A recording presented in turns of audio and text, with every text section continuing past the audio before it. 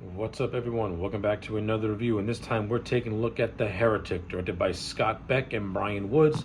Heretic tells the story of two Mormon missionaries who visit the house of an eccentric man by the name of Mr. Reed. During their visit, his intentions start to become clear, and these two girls' lives are now in a state of danger. So that is the overall plot of Heretic. Let's try and go over this thing as fast as we can.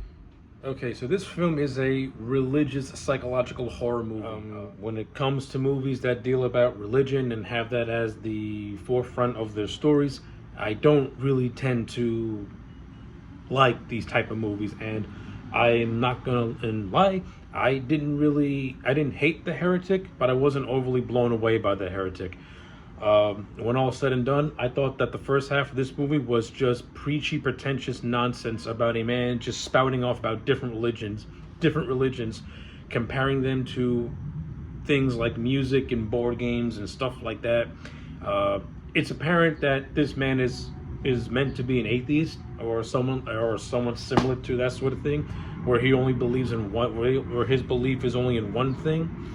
And he's trying to get these two girls to see his point of view or something like that. Like, it's ridiculous. I'd be lying if I said that I was actually caring about what was being told to me. Maybe it's because that I'm not an overly religious person myself, so watching a movie like this doesn't really resonate with me at all. I just find it to be boring. Again, I think the first half of this movie is painfully boring. The performances are fine. It's just the concept just did not grab me. It's really not to the second half of the movie where I perked up a little bit and was getting a little bit invested in it, and that's basically it. Like, I think the second half of the movie is much better than the first, and that's all I can say. So let me just get some basics out of the way first. This movie has a very, very small and tight-knit cast. That includes Hugh Grant, who plays the character of Mr. Reed. Hugh Grant puts in a really, really good performance. I like his performance in this movie. He balances out this homely type of personality with a sinister edge that's hidden beneath. And I thought Hugh Grant brought a very just unsettling charisma to the role of Mr. Reed. He's basically the best part of the whole movie, to be honest with you. And the two girls, played by Sophia Thatcher and Chloe Yeast, who played the characters of Barnes and Paxton respectively, were also pretty decent in their roles as well. Like, they played their roles really, really fine. They got good chemistry with one another. I buy them as being friendly with one another. I like the scenes that they do have with Hugh Grant. I like some of the scenes where the character of Sister Paxton or Barnes, I can't remember which one, Paxton, challenges Reed's belief system and stuff like that. I mean, that stuff was okay, and I do like how Barnes slowly starts to catch on as well as to what Reed is up to, especially when she deconstructs his whole plan in the third act of the movie. Yeah, I mean, that stuff was fine. That stuff was all good. But like I said, this movie is a very pretentious religious movie, and yeah, you have very, very, very long monologues of Hugh Grant just giving just these pretentiously written comparisons of religion, talking about every religion specifically. And again, he compares them to music, he compares them to board games like Monopoly and stuff like that. He tries to apply his belief systems to something personal to these girls. And listen, if you're someone who values themes over a good story and stuff like that, then this is the movie for you. But as for someone like me, a movie with themes is a movie with themes good? Absolutely. But I also like a movie with good characters and good plot and stuff like that. And to me, yeah, this movie wasn't really worried about plot. It was more worried about preaching a message about someone's personal beliefs. And I would be lying if I said that this first half kept me invested past Hugh Grant's performance, because I would be lying if I said that I wasn't. But I say this though, at least Hugh Grant was taking the dialogue that he was given and was having fun with it and was putting in a charismatic performance. Well, like I said, to me the movie doesn't really picks up once it gets to the second half, where he locks these two girls in a dungeon by having them make a choice between a belief and a disbelief door. it's revealed that both doors would have led to the dungeon regardless. But the reason why they're in this dungeon, is because he's trying to test their beliefs, and he does this by having them observe this woman who he calls the prophet, and his whole idea that this woman's going to eat this poison pie and then she'll be resurrected, which is what happens. She eats this pie, she dies, she gets resurrected after after Mr. Reed is distracted by a doorbell, by the ring of his doorbell, which happens to be one of the eldermen at the church that the girls go to, is played by Topher Grace. Side note, Topher Grace is in this movie. You would not know that because he has no screen time at all. He has maybe 2 scenes and maybe one and like maybe 6 lines of dialogue, and then you never see him again. What a waste of Topher Grace's talents. You couldn't have found some way to fit this character more into the movie. You just have him just be a passerby, basically, and that's about it.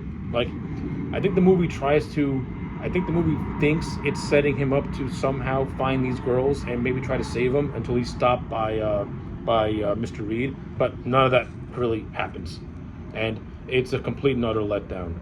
But anyway, once that happens, the girls look at the dead body, and the character of Paxton notices that the dead body's head is turned in a different direction than it was previously. And Barnes instantly rejects this, saying that there is no prophet, that what's being seen is virtually just smoke and mirrors, just a game being played by Mr. Reed, which is eventually revealed to be true. This is just one big giant mind game that he's trying to play on these girls, trying to fool them. This ultimately leads to Barnes being fatally stabbed by Reed, and then you get the whole thing of Paxton deconstructing the plan, how the prophet was never real, how he had a body double to take the place of the woman who died of the poison blueberry, to make it look like there was a resurrection when there really wasn't. Then she discovers a room with women who are just locked in cages. These are Reed's prophets that he wants to use for his little religious experiment. This leads to a scuffle where a thought to a believed Barnes kills Reed, and Paxton escapes afterwards. So yeah, that's basically the climax. That's pretty much the climax in the second half of the movie. Like I said, it's better because it's actually something going on. There's something happening, and it's not. And we're actually getting more into what Reed's plan, or what his whole experiment's supposed to be about. So okay, I'll give it that. But just getting there is just a slog. That first half, I'm telling you, is so. It's not even interesting dialogue. It's just religious preachy dialogue. So yeah, that's all I got to say about that. In terms of the technical aspects of this movie, production-wise, good cinematography, good. I'll give this. The movie does have really good cinematography. It does have a creepy, just intense atmosphere to it. The directing is really good, and the performances are all top-notch. I just think the story just doesn't resonate with me. The dialogue is too just preachy to me. It's just, no pun intended, it's too pretentious. It's too just like, shoving all these things in your face and say and stuff like that. And I wasn't buying it. I wasn't buying what this movie was selling me in terms of its messaging and themes. But that doesn't mean that Heretic was a bad movie, because I'm not gonna say this movie was bad. It just wasn't for me. It was good for what it is if you like this type of thing, which is why for me I'm gonna give it a solid 6 out of 10. Now again, that's just for me, because I'm not really overly enthusiastic about religious horror movies, especially those where they shove it and cram it down your throat like this movie did. But I think the second half is much better, where it actually starts to feel like a horror movie, and it doesn't go for cheap thrills or stuff like that. Like, the creep value with Mr. Reed really is legitimately creepy, and he is really unsettling. And the cinematography, like I said, is really good. It's unsettling, and it works, and that's the best I can say about Heretic. So yeah, those are my thoughts. Let me know yours in the comment sections down below. Like the video and subscribe, and I'll check you back next time for more.